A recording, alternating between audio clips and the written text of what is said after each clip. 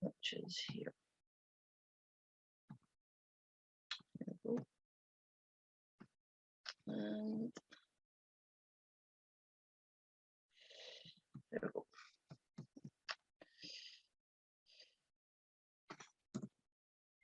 Sorry guys, that is my fault at the start.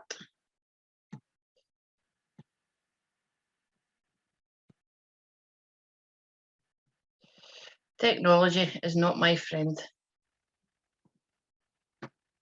There we go. Okay, so what I'm going to talk to you guys about today is some of the things that we do in Inverclyde to ensure that young people are participating and fully involved in everything that we do. Our IROC award is the Inverclyde Rights of the Child Award, and it is an award that's been designed in partnership with over 200 children and young people from across Inverclyde Health and Social Care Partnership and Your Voice volunteer organisations. For me, the key bit for this was that young people were at the forefront of the design and delivery of this award. This is key going forward. As you guys are all aware, under the Children and Young People Scotland Act, bodies have got a duty to report on children's rights every 3 years and show that how they're incorporating the UNCRC within your teams and organisations. So we in Inverclyde thought that this was actually the perfect vehicle to showcase what we're doing across the board in Inverclyde. And what we're trying to do is make sure that we're not just including, your usual social care partnerships. We're not just including social work, education. We are looking at how we can include everybody. We are trying to ensure that it's available Inverclyde wide to anybody who wishes to undertake it.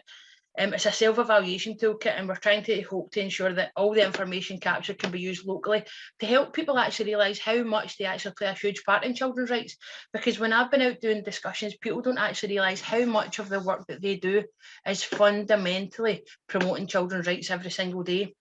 An example that I'll give, I did a rights awareness raising with the planning department in Inverclyde, and that pat on the head, yeah, nice, thanks, Hen. But they said to me they did nothing to do with children's rights. They said that's not our thing. We do planning, we do houses. And then when we unpicked it and we started talking about roads and safety, and they actually didn't realise how much that they actually did in children's rights. A big part of that as well.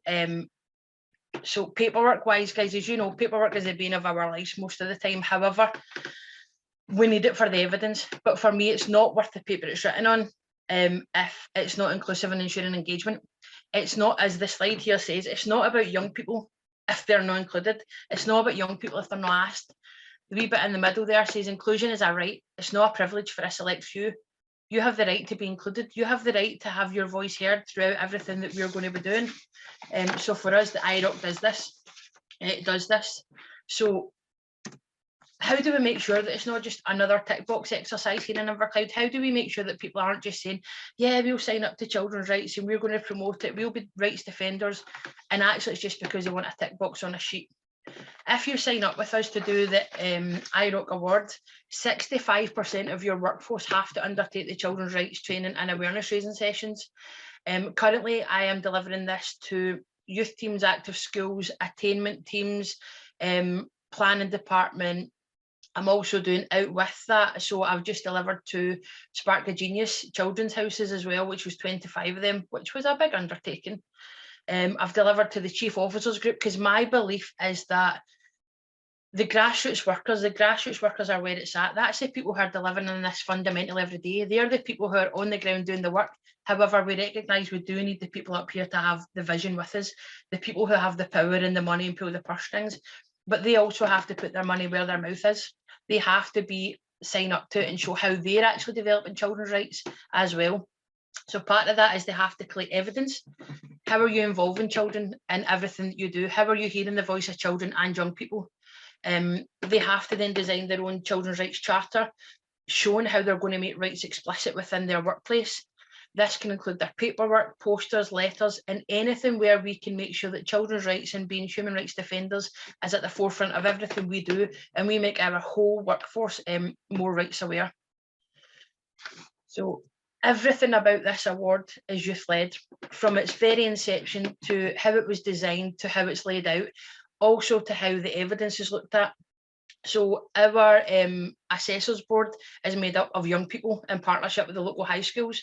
So when all the evidence comes in, we look at it, but I will support them, but it's actually young people in one of our local high schools who assess these awards and decide if the people get them or not. So for me, delivering awareness, raising training in Inverclyde is about how we ensure we connect with whole communities, families, workers, external.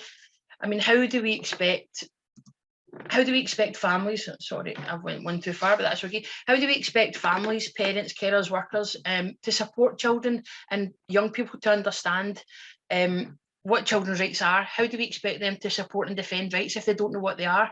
As part of the IROC, I've actually just piloted a parents group as well, and they found that really useful, because a lot of parents are really scared of what children's rights means. They're very unsure of what it means and how they're going to engage with it. So if we can take that fear away and we can actually have a discussion with them about what that means, how it looks, and how it affects them and their families, then actually we are going a long way to making sure that the UNCRC, when it comes in as Scots Law, is a big part of our community. But also, if we can encompass families, workplaces everywhere, then actually we are being inclusively promoting children's rights. We're being human rights defenders across the board. Just now we've got the promise, and we are looking at how do we engage with that? How do we make sure that the promise is alive and well and properly being delivered? And again, not just a tick box exercise. So here in Inverclyde, I'm really sorry that you can't see this screen properly, guys. It's just amended it a wee bit. But here in Inverclyde, we have got the I promise, and we look at we look at voice, family care, people scaffolding. And when people are undertaking our Inverclyde Rights of the Child Award, this is another way of us here in Inverclyde saying to young people that, you know, I promise that I'm going to get this right for you going forward. I promise to include you where possible in everything that we do and ensure that we get it right for every child. I promise to take more time to understand your rights and be a duty bearer to help you as rights holders to have our full support. And I promise to walk beside you on this journey and not just lead where I want you to go. We have to do this together. It can't be just a thing where we are telling young people what we want them to say or what we want to hear. We have to truly listen to them. We have to be active listeners in our own communities and put our money where our mouth is. We have to put our hands up and say, okay, what are young people and families saying? What is our community saying we need to do to ensure that their rights are being met, especially at this vital time when poverty, when everything happening in the environment and the community is so difficult. This is the most vital time that we have to listen.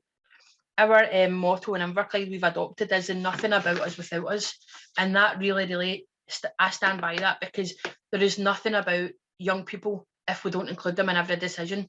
If we're not hearing their voices and we're not including them in every decision, then it's not about them. It's a tokenistic gesture.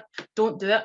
And when I get people to sign up for the IROC, I actually say to them in the training, if you're just signing up for this to make it look good and for a tick box exercise, please don't do it. Don't waste my time or yours. And sometimes they find that a wee bit harsh. But for me, I'm going, don't do this. If you don't have young people at your heart, and if you don't have young people at the very centre of all that you're doing, and you're not trying to promote them and support them, then don't do it. But we need people to take ownership of it. We need our communities to all be on board. And a bit like the last speakers, from the islands, how amazing. People have just stood up and went, listen, our young people don't have enough here. Let's change it. We need more of that. And I think that I found that amazing, because we need people to stand up and be counted. Our young people already feel as if they are outcasts at times and as if they don't fit somewhere, and that for me needs to be changed. So in Inverclyde, I want to leave you with this wee thing. So what we use a lot of the times is we'll speak to young people, and I don't know if any of you have ever heard of the parable of the buttons. So it's a bit like, have you ever felt like a square peg and you're trying to fit into a round hole that you just don't fit? How many of our young people struggle every day when they just don't feel that they fit somewhere in society, in our communities?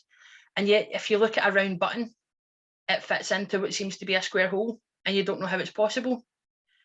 But when you look at the opposites, if you sew a short skinny rectangle the length of the button and cut a slit down its middle, the parable of the round button and a square hole is exactly the differences between the two shapes and how it allows them to connect together. So when we use IROC as a self-evaluation toolkit, we look at how we as services are fitting the needs of our community and not just making them fit our needs. We've all got our own purpose and individual skills and talents, but it's when we work together and we put those opposites together that we can truly make a difference. So sometimes I think when you feel like a round peg trying to find a square hole, just remember that we're all unique and we've all got our own places in life. And that's what I say to all our young people. So maybe for you guys, if you find some young people struggling, maybe just give them a button and just remind them that, you know, no matter who you are, you fit, you belong, and you are enough just as you are, because we are all rights defenders. We all have the rights. We are all making sure that you guys are the forefront of everything that we do.